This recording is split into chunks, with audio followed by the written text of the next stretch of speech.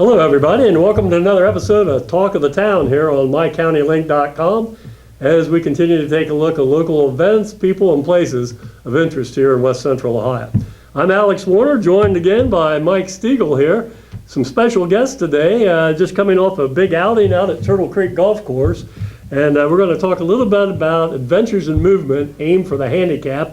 With us today is Dr. Jo Geiger. She's the founder and the inspiration and driving force behind Aim for the Handicapped. And to my left here is Bill Slade, the owner of Turtle Creek Golf Course, as well as Mid-East Machine Removers. And you folks are just coming off a pretty big outing out there at Turtle Creek, if I'm not mistaken. Bill, you want to talk just a little bit about that? Yeah, it was the first one that we had for AIM. They had been at a different venue up till this year. The other gentleman that had taken care of it tragically passed away after the outing last year, and so we took it over and brought it out here in Darke County. Well, it was in Darke County, but we brought it to Turtle Creek. Yeah, okay, very good.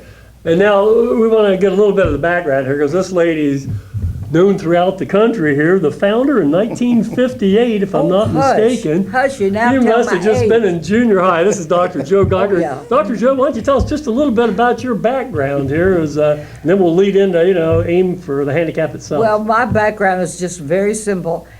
From my speech, you can probably tell I have a little southern background. No. I never would have guessed that. I say y'all and that kind of stuff. I'm from Louisville, Kentucky. Still like those green beans and cornbread, so I'm in good company here. Yeah, you But are. I came to Dayton for 6 months, 100 years ago now, I think it was, and fell in love with some kids that were a little bit different. I was going to be very rich after going to school, and I was going to have a whole fleet of cars. Okay. So you weren't like an education major or I was a anything like doctor. that? No, I was going to go back open to practice, and Okay. I was going to be rich. Okay. Well, I screwed up on that one pretty good, but that's okay. That's okay. I met some kids that then were called retarded, Okay. and they changed my life. And in doing so, I began to take what knowledge that I had and what I'd gone to school, not really for, but had learned about what the brain could do for the physical part of us. Mm-hmm. And I watched those kids and I thought, I think maybe I could figure this out a little bit. So I began to write. When I got it all done, it took about 2.5 years, did some testing, and was going to give it to the group that I had talked with about using as an experiment. And I did. I said, here it is, it's done, it's tested, it'll work. Use it. And a man took me to lunch. Beware when they take you to lunch. And he said, Dr. Jo, I think you're making a mistake. And I said, why? He said, by giving this to us, because he said, we're not going to do anything with it. We don't have the knowledge, we don't have the background, okay. we don't have the connection. But he said, we have this little group here, and what if we helped you and we developed an organization? Well, that sounded like a challenge. Mm-hmm. And I love a challenge. Nothing makes my blood boil better than something when people say, I don't think you can do that. Yeah. But you know what? We started out. Let me ask you this. You started, if I remember reading some information correctly, you had 4 blind children, correct? 4, yes. And that's what started the whole... It did. We tested it, and we learned when you can't see where you're going, a lot of things happen to you that you and I don't even realize. One of the things is how you walk. You walk stooped. You walk with your head down because there's nothing to look at. So everything in your body begins to sag, and you begin to have some real health problems. My theory was that if you would hold your head up, you would be able to use all of your senses that you do have to learn cane travel to be able to move in a world you can't see. So that's how we started the testing, and worked. You know, I was surprised as anybody else. I really was.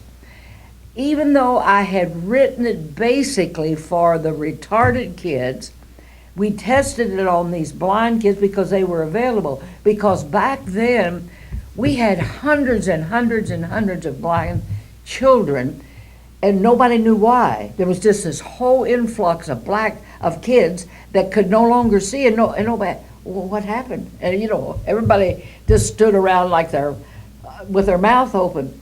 And the research all of a sudden began to come forth, and what we found out was when a baby was born, and especially a preemie, they put it in this incubator. Now you're talking back a lot of years ago, and it was frying the eyeball. It was frying all of the seeing problems, all of the nerves, and all of the retina in the eye. So we had blind children.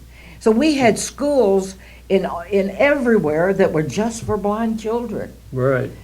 Well, I mean, we're talking back in the 30s, 40s. yeah, correct? we really were, sure. Yeah. And these kids were now, if they were born, a lot of them were born in the late 40s, early 50s. Now these kids were all in these schools that were now in the 50s and 60s. Well, it's going to work, do something for the blind kids. I was working with the retarded kids because it was helping these kids to retrain their brain. And back then, everything was dumped into one package. Now, the kids that are labeled special needs, everything's in one box, but it's all separate. So these kids were learning disabilities. They were autistic kids. We didn't even know what autism was back then, but they were a lot of autistic kids, even kids with cerebral palsy. They were all dumped into the retarded children's program, and there were no schools at all, not back then. And parents were getting together, putting their money together, and they were babysitting with these kids during the day, and they were taking turns just to babysit with them. Well, you know, we came in, the government said, hey, these kids deserve something. So schools were formed. Then we said, somebody's got to learn how to work with these kids, because there was nothing taught in colleges. I mean, you get out of college and you wanted to be a teacher, what happens? You can teach normal kids. They didn't have a clue on what to do with special needs kids of any kind. So you're saying then everybody got lumped in one big basket. Right. We know that they need something, so we'll just give something, but it didn't meet the needs of anybody. It didn't, and it only triggered the interest of all of us who really knew and cared, because we didn't know anything either. We were learning along with everybody else. Well, here's this stupid method that I had written, and I just wanted to get it to the kids. It did not matter. I was not going to sell it. I just wanted to give it away, because I wanted these kids to have the chance to be all they could be. They weren't going to be surgeons. They weren't going to be attorneys.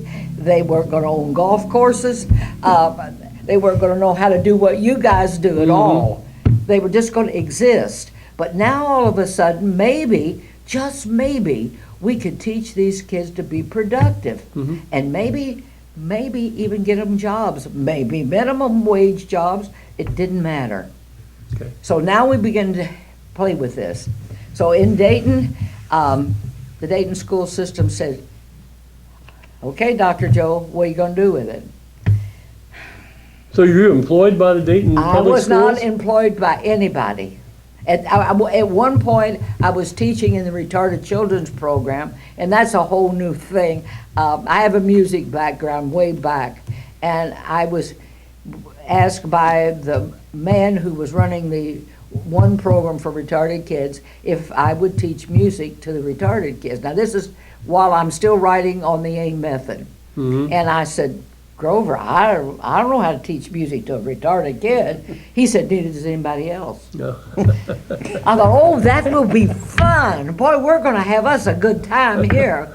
So I wrote the curriculum All for right. the first retarded kids in music. And I presented it to Mr. Grover Wickeden. He sent it in, and the government paid him to pay me, so I had a job. I had a paying job, see? I could buy my own clothes then. Yeah. Yeah. Didn't have to go to Goodwill anymore. Jump in, Mike, if you got anything. But, Yeah, just, I'm just fascinated listening to it. Well, let me stop Go you ahead, just a that's second. all right. Okay, so you're in the infancy stages of putting this whole program together Right. and so forth. And of course, it's developed, and we're going to talk about that. Just how did you get involved here just recently? Well, I've actually been involved the last 10 or 12 or 15 years, or however it's been, through Mideast Machinery Movers. Because where Mike Walker had worked, he was one of the managers in there, and he would go around looking for donations in different places to have that for his golf outing. So Okay. we were always in that side of it.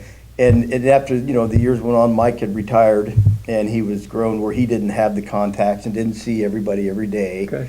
So he was looking for somebody to take it over. So last couple of years, we had been talking about taking it over. And like I say, just the one before last, he tragically passed away, so it was kind of stepped up a little bit. Yeah. We took it over. Well, I was just trying to figure Yeah. out what your connection, how you got Yeah. involved Well, I've- with I've- this, I've- because we're back there, and then all of a sudden you Right. show up. Well, I found Mike Walker, or Mike Walker found us. Okay, And now, then and he tell me, found- who's Mike Walker? Because I, He's the gentleman who ran the golf tournament. Yes, but the golf who event. is Mike Walker? For Is he 20, local? 20 years. He's from Dayton. He was a facilities manager down at the Molly Bear facility in okay, Dayton, the old Chrysler plant down there. okay. So, and we do a lot of work in there through Mideast Yeah, Machinery. moving So stuff he was around, always, contacted us to get involved in the golf outing and the Okay. donations and everything. So we always, That's, I think the question I've got for you is, you're a doctor, but how did your medical background really play into this? Because this seems like this is all new to you. Did your medical background help you much at all in this, or were you just It flying was- blind on this? a lot, a little bit of everything. I had studied the brain. That was my Okay. passion. And I came in and I saw these kids and had enough sense to know that that's where their problem lies, within the brain, and then everything begins to click. How can we help them? Because back then we knew nothing about the brain, not really. It was the one muscle in the body that was very little known, and there was in surgery, it just wasn't. If you had something wrong with your brain, forget it.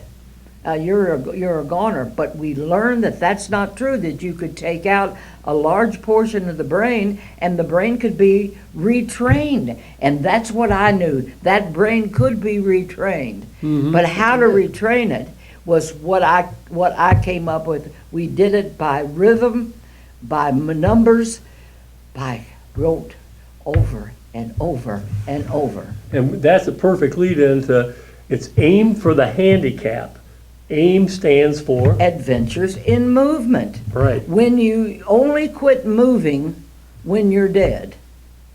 As True. long as you're alive, as long as your heart is beating, you are okay because you are moving. Your head moves, your hands move, that brain is moving. And that's what we were trying to connect. How we could connect this brain that wasn't functioning and these limbs that weren't functioning, these eyes that weren't working, or these ears that weren't hearing. How can we connect it all? And we did, and it works.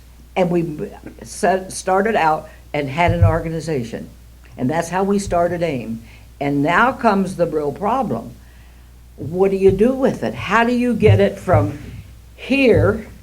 Okay, here it is. I wrote it, and we've got it. It's in black and white. How do we get it from here to you who is superintendent of schools, or you who is a principal of a school, or you as a doctor working with special needs kids? How do we get this to you, and where do you get the money to get it done? and that was your method, was to go through the school system. Well, Beginning at what that- ages? Immediately. Birth on up. Immediate, if not sooner. Okay. The sooner you start working with a child who you know is severely handicapped, that the sooner that we can start training that brain and overcoming their problems. The longer you wait, the more difficult and the longer it takes. So you're saying like from Infancy on? Infancy on, even you, even your age. It's that's how over for we- me, dear. That's where she's looking to get something in the Greenville school system up Okay. here. Because we don't okay. really have any. So how am I gonna do this? I'm just dumb enough to go in and ask. I'll go into the principal's office. We started out with the retarded children's program, because I was already teaching there, so we were using So we're it still then. back in the 60s. We're still back in the 60s. Okay. You had retarded, blind, deaf, and what they call crippled. That was the 4 schools in the Dayton area that I had to choose from. So we started out with using it because we tested the retarded kids. Then I went to the blind school, and I talked to them, the principal there, and he looked at me and he said, "You think that'll work?" He had no expression. And I said, "Yes, sir, I do. But you have to take a chance on us." He said, "What's it gonna cost me?" And I said, "Nothing." Mm-hmm. He said, "You've got to be kidding me." And I said, "Nope, not gonna cost you anything." He said, "Let's try it." So we did. Next door to the blind school was the deaf school. And those 2 principals had coffee together every morning. And the blind school guy told the deaf school guy, "There's some kind of nutty woman who's got this idea, and it's working. Our kids are now beginning for the first time to walk straight with their heads up. They can move to left and right. And I'll tell you how crazy she is." This is what he told the deaf guy. "I'll tell you how crazy she is. She thinks they can feel color." The They deaf can guy feel said, color. "They can feel color." Okay. And the principal of the deaf school said, "She needs to be committed." And I said, "Let me go talk to him. He's telling me this." I went over, he said, "How soon can you come?" And we began to work for a different outcome for each of these 3 kids. Because the blind kids, you're trying to teach them how to move in space and how to listen. And yes, they do feel color. You can give those kids 3 different color scarves. Give them a black scarf, give them a white scarf, and give them a red scarf, or give them a yellow scarf. And you'll say, "What do you feel with this?" And if it's a black scarf, they say, "Dark, just dark." Give them a red scarf that says hot. It's Really? hot. And it's a sense. It's the double sense of the brain picking up the feel and the sensory of that the eyes take care of. That's interesting. But now the Foundation for the Blind in New York says, "Hey, lady down there in Dayton, Ohio, you crazy person, come, let us know what you're doing, because the kids they're sending us now that have had this AIM stuff can learn cane travel in 1/10 of the time." Really? And that's what they're doing. They're trying to teach these kids to move in space they cannot see. The deaf school is saying, we're communicating for the first time, because speech is rhythm. And the schools in Dayton all were what we call vocal schools. They didn't use sign language like most or a lot of them do now. But the problem with speech is it is rhythm. I can go back to Louisville, my home, and stay for 24 hours. And I come back and I sound like I've been down there for 3 months. You do, because you learn speech from hearing. Right. And I would speak slower because I went down there where that whole country speaks slower. I would go to New York and stay for a week and would work there. I'd come back and I'd speak just as fast as I could talk, because they talk faster. And that's what clued me in on the speech and hearing. And you'd say to a child, "Look, count 1, 2, 3, 4," and they would, So the rhythm. okay. Then the classroom teacher would come in and read them a story. Well, really, she's telling them a story, but she's got the book of Goldilocks and the 3 Bears. And then she would show them a picture. "Look, Mama Bear." And she would get them to pronunciate correctly that phrase, Mama Bear. But you know how they would say it, Mama bear, Mm-hmm. because they didn't hear the sound. And then they'd say, Miss Eileen, who's your AIM teacher was here? Oh, they'd grin and yeah. Remember what she'd say?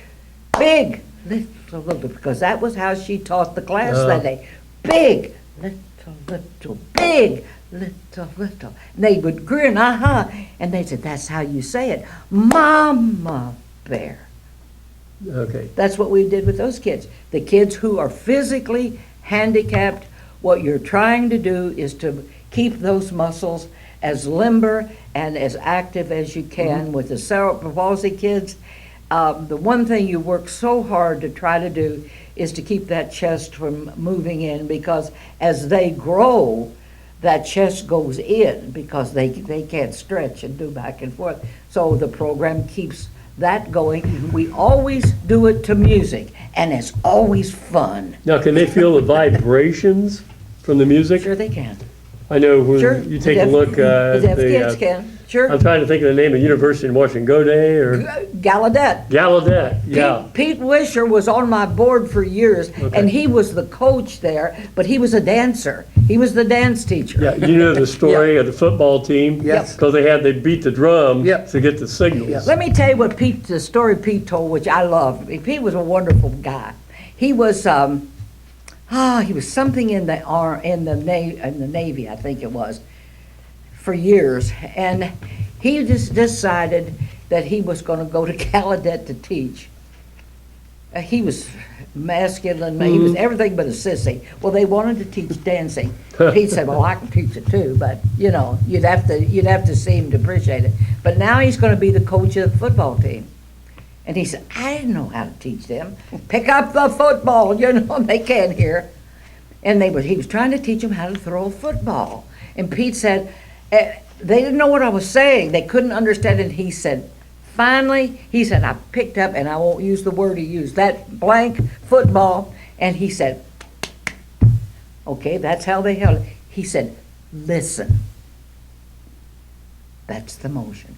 Listen to throw the ball. Ah, okay. There you go. And that's what you do with these kids. You take the problems that exist and find the solution to make their life a little easier and a little better. We don't cure them. Mm-hmm. We just make it better.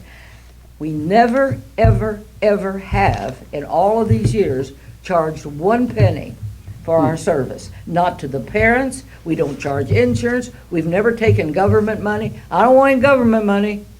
Don't want that government Too money. much red tape coming along with it, huh? I don't want to mess with those fellers.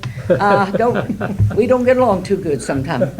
They have strings on it and can tell me what to do. Yeah. I don't let anybody tell me what to do I? Not even Bill? Not even Bill, and I love him dearly. Well, let me ask you this then. So here we are in the 60s, and you're really starting to get things rolling. When did you become a national organization? Because you're a nonprofit 501c3. How Right. did that all come about, and what time frame? One school and one state at a time. Somebody tells somebody, and will you come here? Sure we will. We pay our own way there. We go into the school system. We train their teachers. We come back. We leave with them all of the music that they're going to need, and we leave them the manual, and it's all written out. You want to be an AIM teacher? You have to know just 2 things. Anybody can be an AIM teacher. I don't know about you. I wonder about you. But 2 things. One, you have to love these kids. I mean love them. I'm not talking about tolerating them or like them. You gotta love them. It's gotta come from in here. And you look at them, you say, by dog, I care about you and I want your life better. Second thing you have to be able to do, which does leave him out, you have to be able to count to 4. That's a necessity. 1, 2, 3, 4. Yeah, and everything is done to 4 beats. 1, 2, 3, 4. 1, 2, 3, 4. And everything is geared around that, always to music. Always. And always fun, always free, and we never turn anybody away. Now, here's a school that says, we want that. How do we get it? Well, the calls come, we go. And it just kept growing, and they asked. We went to, where did we go first? England, maybe? Yeah, we went to England first. Then we went to Spain. Then we went to, Poland is interesting because a man in Poland had a handicapped child and he wanted it in the school and we could not afford to make that trip. There was a lot of government stuff involved in us trying to get there. So I went to the University of Dayton because AIM is a requirement at the University of Dayton in order to get a degree in music therapy. I taught Okay. the class, so Okay. that gave us some stability there. So I had the method, and I went to the right department and the right people, and they translated the whole AIM manual, which is all 4 levels of the AIM method in Polish. So that when he came, he paid his own way to come to Dayton for us to teach him To go back. the method, and I think we gave him 25 manuals and all of the music. So that took us into Poland, and then we went over into Wales, and then we went into Germany, and it just grew like that. But never charging anybody anything. And that's what we're gonna do with the money from we don't have classes here. We've never come into the school system here. Don't ask me why. Nobody ever said, hey, come to us, and we never said, hey, we need to go there. We just didn't. Well, let me ask you this, 'cause I was on the school board here in town for 10 years, and I also taught for a while before I changed careers. There have been so much now inclusion. We used to have Anthony Wayne's school out here at the north end of town for special needs kids. Sure. Well, now everything's included Sure. in public school systems, not only here locally, but throughout the Everywhere. state and Sure. everywhere. How has that impacted your Well, program as far as teaching kids? It drives you crazy. That's what I figured. Oh, well, yeah, when everything was in one school, fine, and then it became, like you say, you had classes in the different schools, but here's where all the special needs kids, now they're all mixed up. You go in and you work with the school principal and mostly with the teachers, and they pull their kids out for an AIM class every Tuesday morning at 10 o'clock, whatever, and they give us a room and we do our thing. Okay. You can do it. You can make it work. And sometimes you have to make it work. And then those kids go back into their classroom. So now you train the public school teachers, or you bring your We do own some- staff in? Both ways. Now, up here, we're going to hire a girl or person. Now, this I is may- off of some of the funds you've This is raised? gonna be the That's where this funding. stuff is, I you may know, hire is you, you very won't be an important. AIM teacher. This is what they operate on. And you folks, I mean, it was so successful. How much did you raise out there for that? It was a golf outing, correct? Yeah, we're gonna end up close to $30,000. We've got some money still coming in that was mailed in, and I didn't know we didn't that. get that. Write that How did down. you get Set up. prepared for this? You know, what did you do? I know Well, you wanted us to help you advertise and stuff like Yeah, that, but yeah, and I didn't do, this first year, I didn't do as good a job as I think I should have done, because we didn't get out to everybody in the area. But, you know what, I was down there in Mid-East with Ron Sprinkle before, Right. and we would always donate, and he's the other co-owner of the golf course as well. And so when we got it up there, this was just a good opportunity for getting to know Dr. Joe over the years, that I knew her passion for this, to get it up in this area, because basically all the money went to Dayton before. Did. But we're just trying to get a little bit with the local business owners and just the people that donate, and Let's tell the truth. You didn't charge anything, and Well- shut up, I'm the boss here. we donated all the green They fees and everything donated, back to they them. donated everything. They did, and That's Yeah, and I when we probably went the up- first and I want time people to that's know ever that too. happened. I'm glad you brought that up, Dr. Joe, because Bill's new at this and over this, but one thing he is he's passionate about people. he is. And when I got, he said to me, how much did you get last year? And I said, a little over $10,000. And that's all it was said. And when I got up, for him to give me the check, the check that night was $25,667. And I almost wet my pants. I shouldn't say passed out, but I'm from Kentucky, so you'll have to go along with that one. But, a lot of times people will do stuff for you, do the mechanical part. He gave us his heart and his pocketbook both, and we love him for it. Good. And that whole crew, everybody on his staff, just his wife and all of the people that work for him, just turned wrong side out to make it possible. That means that golf course and those people and the people who supported that activity that night will touch the lives of literally hundreds of kids because of that Good deal. one event, Yeah. one evening. How many teams did you have that night? We 17, ended up with 18? 17. We did And you have- say this was, you just said that a little bit ago that you didn't think that you'd done a very good job, this was your first year at it. You more than doubled what they used to raise. Well, And at $30,000, Bill, I think that is one heck of a Yeah. good start. But I think, there were some people that I don't know that, because working with Mike, I was supposed to get his list of contacts that he had Okay. used, but I never got that because he was unable to get it. I couldn't get it from his family. We didn't have it.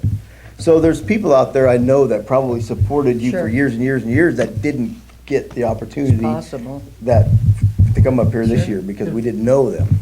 So But look I at the think- new people. And yeah, the people of Dark County in this community, they come out in full force. But I didn't get to everybody like I wanted to. With more time, we're gonna start in January. We're gonna get our date set and go out and Good start effort. seeding. Now, I know that this is not only local, but your funds are raised in this manner. Sure. How did Nancy Lopez get involved? Nancy Lopez, a tremendous Yeah, the aim, professional the handicap golfer. tournament, yeah. If you would ask Nancy, if she were sitting here and you would say, how did you and Dr. Joe get to know each other? She would say quickly, she chased me down. And then she'd say, oh, she followed me. Or then she'd say something smart. Nancy was winning all of those 5 in a row. Right. And when she was winning the 4th one, I was sitting at a country club in Dayton with some friends, and they had the television on. And it was on Saturday night, and she was winning that, it looked like it was gonna win that 4th one.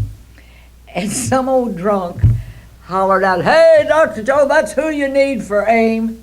And another old drunk said, she'd never get it. Nah, she could never get her. You'd never get her.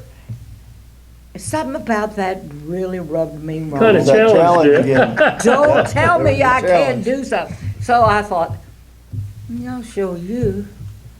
When you get sober, you're gonna have to apologize.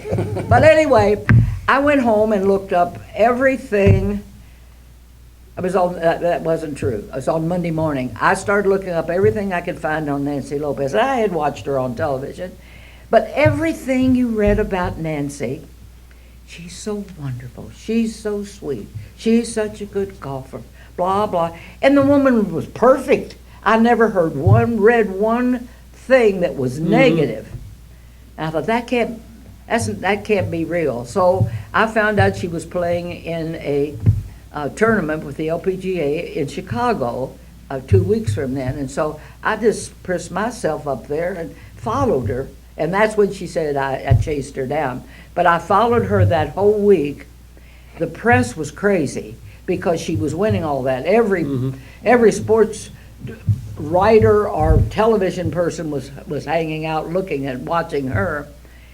She didn't have one peaceful moment, but I watched her how she handled the sponsors people, the crowd, the media. I watched her with all of, and she never changed. She never changed. And the girl was just, 24 years old, 22, 24. And I thought, she must be something wrong with her. There's got to be a flaw.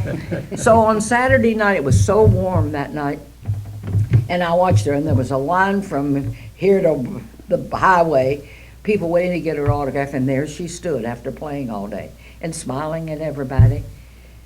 And she just did it. And all of a sudden, everybody was taken care of, and I didn't move. I was a few feet away, and she bent down to pick up her stuff, and some little boy came running. Miss Lopez, can I have your autograph? And she put everything down, and she said, you sure can. As kind. And I thought, I guess maybe she is. So I just walked up to her, introduced myself, gave her my card, and I said, Nancy, you've got it all. And she just grinned at me. And I said, you're good looking, you're making a lot of money, you're ultra talented. But I said, God says you have to give it back. So you have to give back. That's nature. That's a gift from God that you have. And she said, yes, I know that. But I said, what do you give back in getting all these wonderful things? And she said, well, I try to really be nice to everybody. I said, yes, you do. But I said, what I do needs you to really give back. She looked at me and I explained just a little bit. I said, let me tell you, I know you're tired. And I said, here's my card. And on the back of my card, that's my hotel room number. Now, I was smart enough to find out what hotel she was going to be in. And I was in that same You're a hotel. stalker, right? I was like, well, you sound like Nancy. Hush. I wasn't going to say that. But I said, if you have time and you want to talk to me about this, or you want to call me later, here's my number. And I went on to my hotel, and about 7:30 maybe, the phone rang, and this little voice on the other end said, Dr. Joe, this is Nancy Lopez. Would you be interested in having dinner? And I thought, yes, Lord, thank you, thank you, thank you. And I said, I sure would. And she said, well, would you mind eating in my room? Because she said, we would never be able to talk because there's so much press there. Yeah. I said, great. And I told her what I've just told you. And I said, Nancy, you have to come see what we do. You have to experience that. You have to see these kids. And I said, you have to pay your own way because I don't have any money. And if I did have, I wouldn't give it to you to fly. And she kind of laughed and she said, I said, sometime when you're off, come to Dayton. I'd had no idea what she'd do. And about 2.5 weeks later, one day, my secretary buzzed me and she said, you're not going to believe this, but Nancy Lopez is on line 1. I said, oh, thank you, Lord, thank you, thank you, thank you. I had been on my knees praying for this woman because I knew she could open doors that I could never open. And she said, I'm not going to play next week, and I'll come to Dayton. And she did. She stayed for 2 days. She met the children. She met the classrooms. She met the parents. She met the staff. She met our board. She did everything. And all day Monday, all day Tuesday, and about 3 o'clock on Tuesday, I said, Nancy, I've got to get you to the airport. She was out talking to everybody. I said, come on in here. I've got to get you on a plane. And she walked in my office, and I said, well, Nancy, you've seen it all. And I said, I just want to tell you, we really need you. But I'm not interested in your pocketbook. I'm not interested in just a check. I said, I want you to know that there's a string. One end of it's attached to your heart, and one end of it is attached to your brain. And I want everything you have. I want you to love these kids and know these kids and care about these kids and be willing to do whatever I need for these kids. And she started to cry, and she stood there for a second, tears rolling down her face, and she just went like this, and she said, Joe Geiger, you've got everything I have. And that was 45 years ago. So she put together this golf outing. Now, it's still ongoing. And where is it held? Well, it was held in Dayton for 21 years, and now we go down to the Villages, Florida, where she has a golf course down there. And we do it there. This will be number 43. It should be 44, but we canceled with the wonderful COVID. I hate that. This is like a golf outing, such as what you had, except on a national scale. It's a 2-day event. She brings people in. She brings the big boys. Now this year, Crazy Fuzzy Zeller's coming in. Oh my God. And you know what, if you know anything about golf, he is nuts. And he's going to be more fun than ball. He's just crazy. With a name like Fuzzy, you're going to have to be half Oh, nuts. yeah. And his vodka. Chris DeMarco, if you know. Yeah, sure, golfer. Chris comes every year. He has, bless his old sweetheart, he comes every year. He's having trouble this year with a date, and he called me day before yesterday, I guess, on Sunday. He said, I'm trying to get, because we changed our date this year, 1 week earlier, because our date was the week before the election, and that would not work. Yeah. So we moved it. And he says, as soon as I get that straightened out, but he's coming again. And somebody else, I forget who else she's bringing. Well, you know, we could go on forever. We can. We're living, yeah, well, We we're a can. little limited We on can. time on We these can. shows. Let me ask you this. So you've developed this tremendous program from being a founder to what it is today, and have done so much good over the years. What kind of an organization do you have when you're not here? I don't want to talk about it. I know, but that's something. That's what I keep telling Do you have them. a depth in your organization? I have said to my board for the last 10 years, you've got to find somebody to take my place. You have to do that. I'm 88 years old. I'll be 89 in April. Well, you got another 15 the way you're going right now. Well, Take you that long to wind down. I'm still blessed. I can still go. I don't walk real well anymore. It could be I could go on a diet. I'd probably do better. But Don't want to do that. Nancy won't talk about it. She just starts crying and shakes her head and said, I don't want to talk about it. And she's on my board, so it's a big help she is. But you know, I have come, I used to just lay awake at night and worry about what's going to happen. Nancy has said, I promise you it'll keep going. No matter what it takes for me, I will see that it keeps going. Good. I trust her to do that. And I tell you,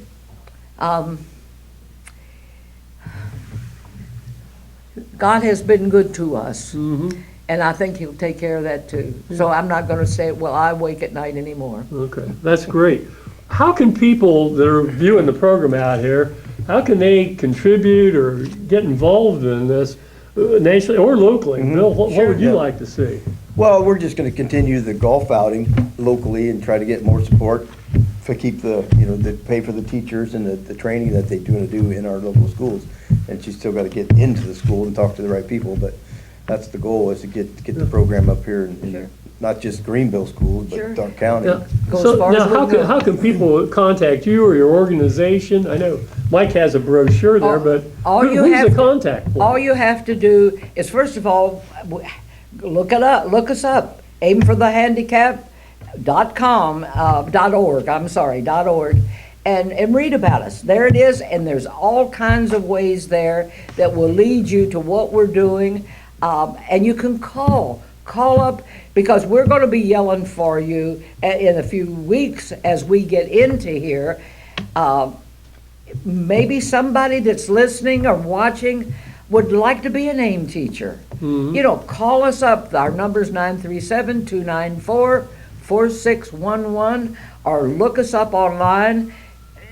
We're here, there, not here. We're here, there, and there. But we want you, we need you, and the kids need you. That's what's important. These children need people who love them, who care, and are willing to do what I said to Nancy Lopez: give everything you have, because you make a difference in their lives. You know, you could almost qualify as the U.S. version of Mother Teresa here. I wish, don't I wish? No, not that good. That I was, love- I've always seen her passion, just the few little golf outings we went to, and that's, talking to Mike just to keep that going in this area, that was just important. I think it's wonderful you're able to take time out of your schedule, and Mike, thanks for getting glad- Bill I'm and glad to Dr. talk Joe to lined you. up. Because you hear of Aim for the Handicapped, but you don't really know what it is. Yeah. You know, I've heard about it for years. I've learned more in the last half hour than I had probably in the last 20 years. Well, come down and visit. I might have to Okay. if they'll let me across the river. Yeah, that's Yeah. foreign country down there. The reason I'll come get you. The reason I'm so fascinated by this is because Turtle Creek has, and all of our golf courses here in the county, they always have, outings all the time. Right. But when Bill said, I think we're gonna be around $30,000 for the That's a first lot. time, I thought, that's huge. Yeah. That's really, there's some time and effort been put into this by Oh, Bill and his staff, and by your people. And We look what didn't it do did. anything, honestly, honest to goodness. Oh, you helped. No, we did, Yes, we you did did. not. Kim helped He a lot. and his people, we went to a couple meetings, we gave him some stuff to give away, but he loves these kids, and as long as we have that as our centerpiece, we're in good shape, right, buddy? Yep. Yeah. Well, I'll tell you what. That's why we wanted to donate everything back. I think we were the first sure ones to ever did. do that. You just to did. do it all. I'll tell you what, you folks doing great work You for are. a great cause, and just Both of the number of kids that you've helped become adults Oh. and become productive adults. I should bring one of the kids up You- sometime and let them talk to You you. need to throw a number out there sometime, like we've helped Okay. 56,412 Oh, kids. I know it's more than that. Well, let me just tell you. Give me a number, because we have to wrap it up here. Right now, just in Dayton, Ohio, just Dayton, we serve 3,000 kids a week. Wow. In just Dayton, just there. That's Now, as Now, we- is that also, it's all public, or could it also be private Well, parochial schools? we have the Nancy Lopez Training Center connected to our building, see? Okay. And the kids come there that aren't in a classroom, and then we go into the schools where they are. You go into public parochial as well as Anybody private? that wants us. Anybody that wants. Plus we go into nursing homes.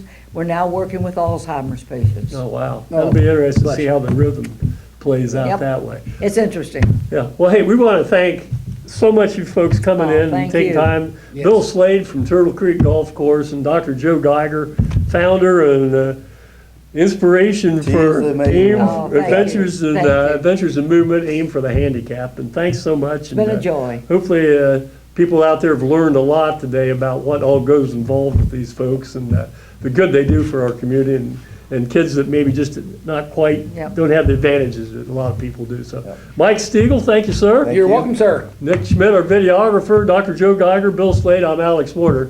Thanks again for watching this episode of Talk of the Town here on mycountylake.com. We'll see you next time here. Goodbye, everybody.